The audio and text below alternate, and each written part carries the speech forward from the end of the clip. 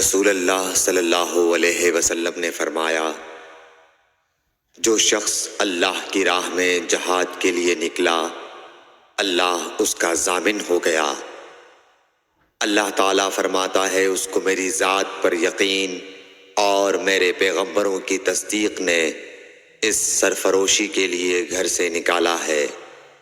میں اس بات کا ضامن ہوں کہ یا تو اس کو واپس کر دوں ثواب اور مال غنیمت کے ساتھ، یا شہید ہونے کے بعد جنت میں داخل کر دوں۔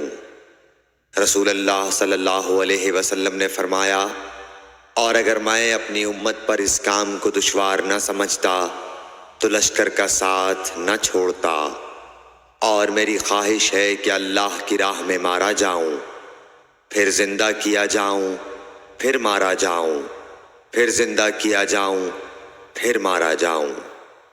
صحیح بخاری حدیث نمبر 36۔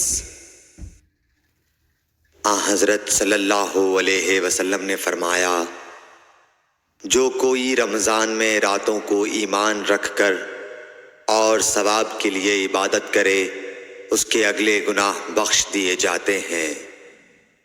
صحیح بخاری حدیث نمبر 37۔ حضرت صلی اللہ علیہ وسلم نے فرمایا، جس نے رمضان کے روزے ایمان اور خالص نیت کے ساتھ رکھے، اس کے پچھلے گناہ بخش دیے گئے۔ صحیح بخاری حدیث نمبر 38۔